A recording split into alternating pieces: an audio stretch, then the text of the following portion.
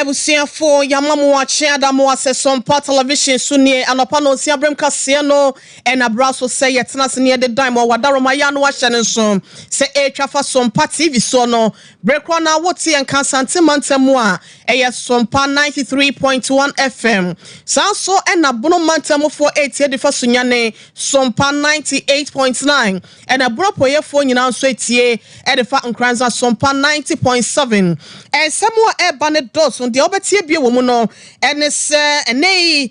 mrahye bedwam asem bie kosi ye ewo gomoa empotem ho maame bia wanya mfinhye aduanan ya ye kyeresa ya asabie bia koto na twena wato ananom se do no ehun seba kopie ho a majority leader wade ensem atudwa ede afa ho wasansem kro ya ho ye wura kujeto abraka north tom mrahye bedwani wono so se etwanso mu pante no ewo sem mrahye bedwam fo etim ye bibi ede efa ho na wodo ani chiremu awo CPP abanyoko ni ma wo manya mfinhya na duoso enum enam sa yoso ntino ma hye ho fa esam dodo na edam panyifo awoko ni mu no ede atodwa ye ba beda na ekire ede amamo na wokopie mu ewo eye Asen Central so a NDC for eco board ye ne nananom se wonom so entena se masa na ma na enkoso ntino wonom ayire wonom adedua chia bemu a wo ma jom sikatwitwiri de mu nsem nyina no wobetse ewo ha se no abusia yei ene ensem bia edika na editie keka ho ena ene anope mo sofo ohene ire maame akua yeboa esiama bronya brewatia matna se amede edan mu wadaro maya kan ye ho ewo Facebook no so eye Sompa TV Ghana ana Sompa 93.1 YouTube ene TikTok no so ye adwuma eye Sompa TV www.sompaonline.com na ekotie nsem na kenkan bi so free ho wadaro ma ye ngebrani adaje na ensem no emu nkyeremu nyina no ye ntime emfa enan mu Yeshe semna se ede free apawa bi ene nam from ne social media je ho aboso ni nyina da no gomoa odwobi ekro bi no ewo emfinfin mantamu ena ababeto dwase oba bi a wonya mfinhia no bese aduanan enan so konya nkwanhia wo ena omode no kwoto mu ewo Winneba trauma hospital ho na obi ehu de ye hu ya ne se ambulance bi a eno afri sa ya sabia ho no ababeto bapa maame ya to atwiri nwura mu baabi na asa so pepepe maame ye wu ya kwakọ ya reho sempa ache se enenam social media no so na no na obi atwe krata tententen e de akwakọ mampanyimfo se wo se medical superintendent ya wono ewo ayasabia wono wotimi hwe na enchechemu bi wo ho a won famra nya sadia ne mrahye bedwamfo emmomode nya bibi emfa ho yenko se de majority leader ye rafenyo market no ankasa ne pesua so na reho sem we se yesie krata ya wonya ye munsem se de na sitie ene kwan ya ofa so de tudwa no yentie emunsem rasesie in my constituency. Rightly so, it came up in the media yesterday, and I shall refer to a letter by me with reference ML/042, dated 13 June, addressed to the Medical Director, Trauma and Specialist Hospital, Winneba Central Region, Dear Sir, request for full report on patient incident. I write to formally request a report on an incident involving a patient who was admitted at your facility. According to a report from United Television, this patient was under the care of your hospital, but was discharged under distressing circumstances. It has been alleged that the patient was left in the bush in Ojobi and tragically passed away after being exposed to heavy rains. This is disturbing and raises questions about the standards of care and protocols followed by your institution. To better understand the circumstances surrounding this incident, I am requesting a full report on this happening. Please consider this request as priority and respond at your earliest convenience. I count on your cooperation. Yours faithfully, signed by my very good self. Mr. Speaker, further to this, I've become aware of a press release by the Ghana Health Service dated 14 June 2024 to all media houses. Reference: patient allegedly abandoned in a bush at Komwa, Ojobi. The attention of leadership of the Ghana Health Service has been drawn to a media story about a patient allegedly abandoned in a bush at Komwa, Ojobi in the central region. According to the story, it is alleged that the said patient was on admission at the Trauma and Specialist Hospital in Winneba, and after her relatives had failed to show up, she was conveyed in the hospital's ambulance and left in a wheelchair at Ojobi, where she claimed to be her hometown and was later found dead. Ebusia way ra afenyo makin rashe bedwem dom kesia no omba no dani no na wo trese krate bewura ni mu anase bewura mu ewo rashe bedwem no kenkan ye na o trese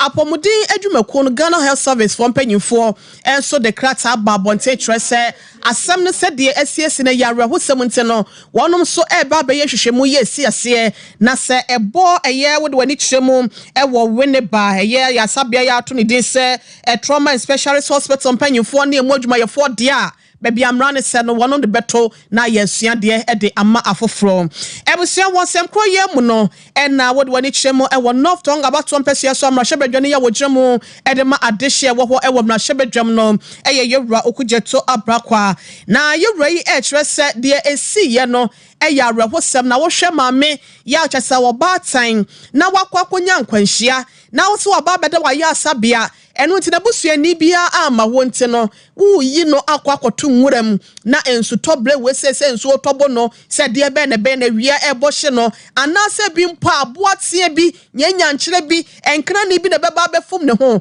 anase sen wa anwene se wo ye nipa na enu nti no wo kyerɛ sɛ we ne de atsra ehye papa no nti no wo mo se Ghana Health Service for be ye hwehwemu de na so no ma ye mmrahye bedwam efo na emra ne nyina da etoda bia wonom ene hye edema wo man no wonom anyina asemi so na ye wura afanyoma ke ye ono so ye ne mpasua so no wonka wonom ho na emra no entimi enye adwuma ye nkotie Ra Samuel Okujeto Abrakwa.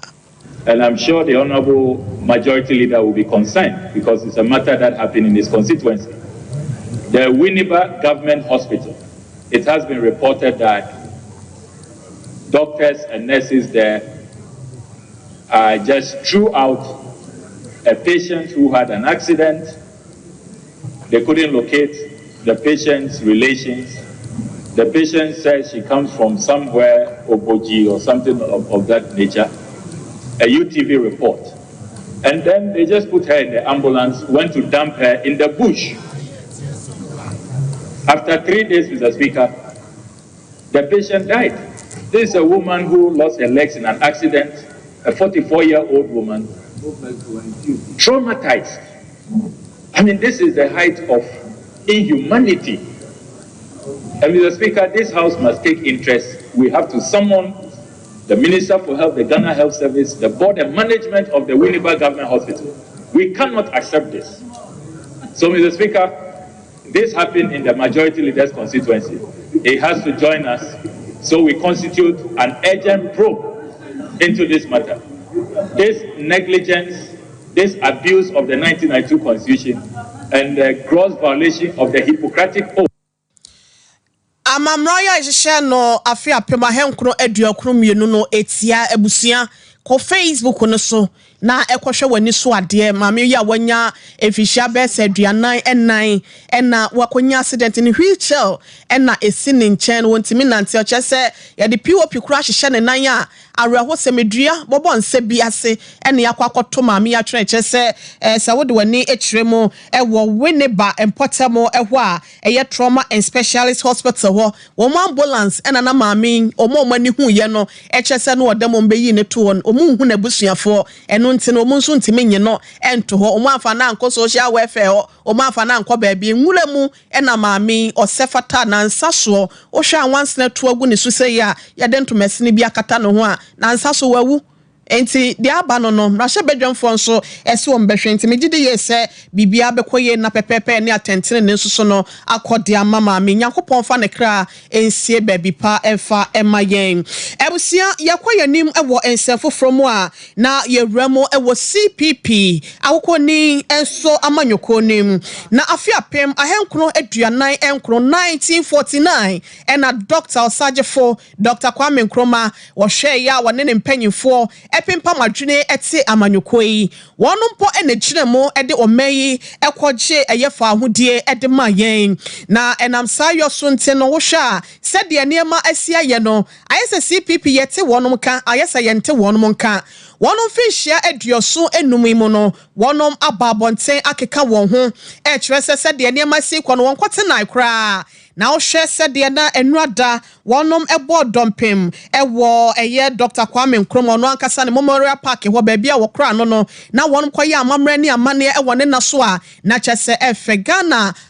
enso ewo bika ewo bikire ewo amamre ho na wonom ekoye wone ma wo ho ewieye no ene titini ede mamanyoko na nakosu afrem poma sapon kuma wono so ene ne dom eba abontene nsentwerefo ebe kasaye na wo kire mu sese de ne emesi akono enye se bia aka besa boso minsia ne yakwakoto Ghana bay wonom ni presidential candidate bia ya kyese wo ba begire mu dia ma wonom wo ma bato ho nsem ne yenhyeda enti wo monka na so wo se abrewa kwa adwaye na so oba kwa adwaye na se wo ma ya wo cha na wo siesie ne hu ye wo se ne emanyina egu akwan mu ya hobe enkosi sebosom ya yebesim July no enko na wie ye de na wonom abato ho nsem nyina da no wonom aye awiom besi dan no na edan no wonom ehhye ewon pasinte no won beyi niema ne nyina pie na se bibia da eda na kwamu yenko na sapon kuma yenko tie ne nsamra. Today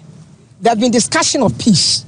so there's somehow in the party a peace and a direction, and the direction today is we are rolling out the exact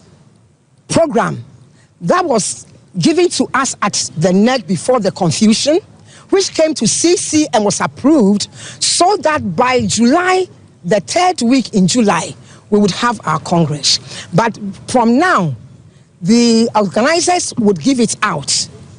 whereby I think the end of this month, would have finished our elections at the constituency level.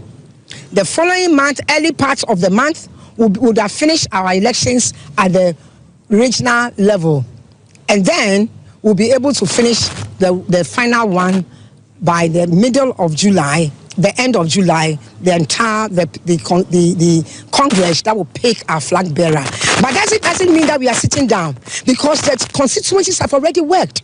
They've already done their mobilization already.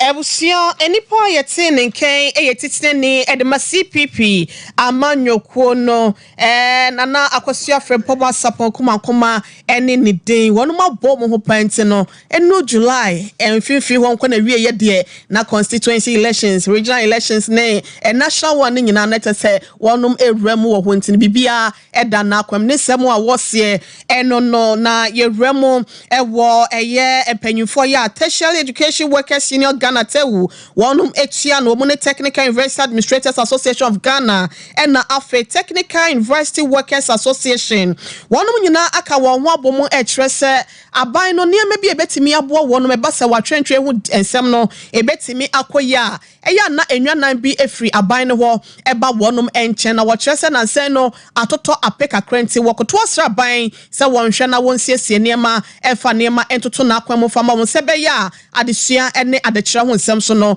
ebekoye ede ama wonum na ebi asai Ghana na wodu ani kyeremu ewo eye Technical University Workers Association wonum panyufo no de oye national president no yewra Ayarik Alantin John nchenya wode nsem dodo na no na atosompa kase enim ekyerese se wanhwe na aban no wantoto niema de a wonum befe won se ede akyere no maybe ma TAC for UTAC, that is teachers or more technical universities, teachers or more public universities. Echo negotiation, ma omoko negotiate was some allowances. na sɛde tem bi asa ɔma ɔmo yɛfa sɛ car motor bicycle ɛna office holders no because teachers no ebinom yɛfa sɛ gawa that is the senior staff, senior members, no, and TUSAC, senior members. But the same senior members need to be a co-charge in the but there's some more administration side and just as government, negotiating Mokase, Omo charge no kwa. And you say allowance no man negotiator, comma, university, university, no. In the star allowance ama catch government is say and allow ebinumu allowance major ebinumu because when you see cars the bus school the bedjuma you see motor the bedjuma you see basket the bedjuma and the say the ama wonwa say you say allowance no the more e cross na no ntina yes say government and share na one the say edjuma no and extend like on allowance no be no and by ending of 30th June, you teacher, as I say, or the Yimuna Ebayemu, the Yimuna Ebayemu.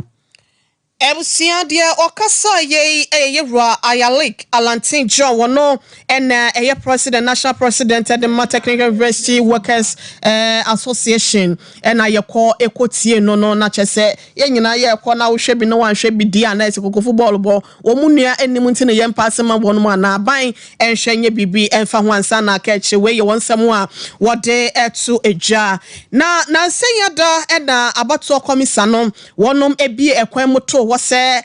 wobi a wodi emfinhia bese edu nwotwe no womo enhwe na nka wonom enkonkotwere wonom din na enema nyina so ntimi nkoye emfa ema wonom na wo hwe se de enema esi kwa na NDC amanyoko no wode wani ekiremu ewa efutu akwa wonom ekire se enema bi ekoso a wonom ani anje ho na yede ye ona se anya wo yanso ye nya wo faye eno to omutu anamo omutu ye ne se duabo ene omofrefra abosom konuasa asase yampo nuamo de ji wonum so basabasa ya na nya asem ketwa MPP amanyoko no so no wo mo edi wonum efraye ni nyina ne se wonum akoso anipa binom Africa so a na wonum de omo akiremu ewa futu akwampɔtam ho asen fosu ne mpɔtam wo se omomra no mo metwere wonum din ewo ho na no na wonum kyerɛ se da bia basa asa mo pese mu din kunim wa abato no so wa abla mo fa kwati kwan so nti no ene ensuo nkasa antoa nkasa we nkasa ene omo de gigi wonum na efutu akwa na nanom atankonwa pedwa ne kyerɛ se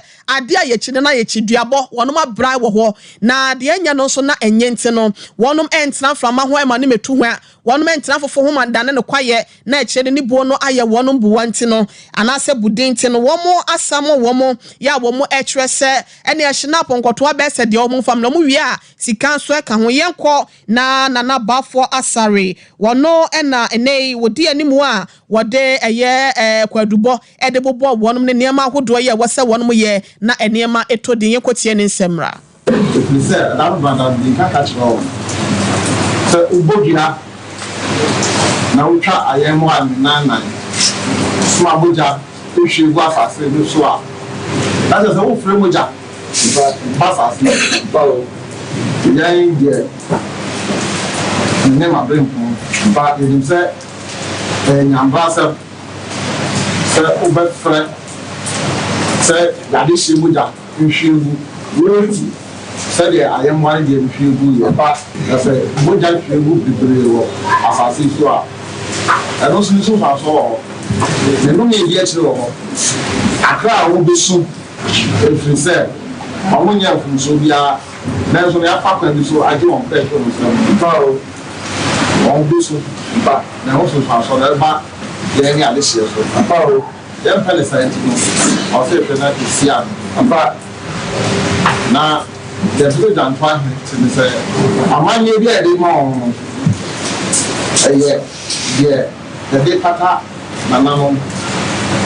abosom ni ahomo go papa papa so mo fra antoa ye yim na manye ni the day pata no we come have me gunya so the smart na for ana dem na on zikasa ebia na antoa sefo ebia na rising when ko oda no ho mama ne sense no we had there na we put channel account Now I'm in a call. Now, it's some of our come over. I want to come almost some more. Yeah, my baby, I come off. 5G papa edru baby a me so ya nya binom what energy drink kama and asin for so futu akwa traditional area wakamfo na mebro bi wate na wabobo de agu so na wo de apata na no maka ho na je se wo se wonya bi guana wom jinsin wom green tea wom yasum de agu munya bi ebetimi aboa sa so na mizo no enso kan we no de ya na ya no de enti yemfa pata na nanom mesraw eya no wanya bi na waton na mfaso no abaso friend Dr. Silas 0246 270221 0246 270221 Ebusiana sem kronemu no nana bafo asare amfa na no ensi ho ada wachire se ai yankwati adrom anu ane haban yakopata na nanom no enye hina ponko a na yebeje wo se yeji bibi na eye nse na ho edema afoforo se be yaduabo wonom ebetwe won ho ede afiri ho Mono Sambom. Boom. Idiom. What was not radio on the TV so I'm where I'm more accountable. About you Sanya Sanity. Davida. And today in Tina, Yane was it. Yeah, but I be cool in Yano. Oh, Mra. Domama, Una baby Amodia. Baumina baby Amodia. I said, Petia, maybe who's a baby Abodiada. Some gentlemen who's a baby Abodiada. MPP for secretary Kodia no so obodia na ye wase na ye be buru ya akunkum ya ho ensani Davida ni ti awo mu ye fa we nye adesiade amba o ye fa nya futuo amba e ma ye ho dio na ye kan kire ye ho se de ye hu ni ye ma bi nsi Davida de kasa akwaye ya dan try na se ye twa so I say, I say, I'm one and nine on my chance of my boy. And madam, Matthew, I'm one and nine. It's not say, too much. My use so much. That's so. I could be slap no. It's a box say, and so I'm fancy. And can't. Ai na chese 10,000 Ghana cedis e na snap nkoto ansia uko Facebook wo Sompa TV no so a wakasa be hu se constituency chairman ndc chairman e de ema yempotem wofo no yewura baba gaba ya de awone ne women organizer mama ya gata ya so mabu nkoto den wona nanom animu a we ne de ekoso a ye de mu nsem no etimi ababe dime na ye remu a na ye koye nim ewo enei enyinam ya preso dumso ya na nsen ya krapa aba beto dwase besa na wotwe yensa wanhwe ya nkane ya no ho nsem no ebeje nsrepe age mpataku ne no ene Ghana fo masu sa sante mantan fo do manu atum sa senke be ya mpanyimfo wo ECG ho no wonom emfa eye hihye pro time table mra na mehu sa abrewati na yedum light wo so ame ana se bia metiti krom ana se bia metisantase yedum ne be 6 am ebo 6 pm an ye be ya na maboaboa me mentade bi ho amato de egu ho na enema antimi anjensemo no wo mo seda nyade a wonom ede ebeba na so no ene managing director deputy managing director edema ECG ye engineer Kwadwo Oben enso ade esiso dua se lo shede na yakwaso no timetable bi aba emoa o ehu hia kwala nti yenkonkotie ne nsem. We're going to work closely with the Electricity Company of Ghana, their sister utility. Gridco does not have a direct relationship with domestic and commercial customers. That sits with our sister utility, the ECG. So what we tend to do is we oversee the national transmission network. We're able to observe what the demand is, what plants are available, and what generation is available, and we try and match that. It is when we don't have a match, then there's a shortfall. Then we inform ECG, and a decision is made on how to act for with domestic and some commercial providers. So they are better placed to know how to share the deficit that may occur.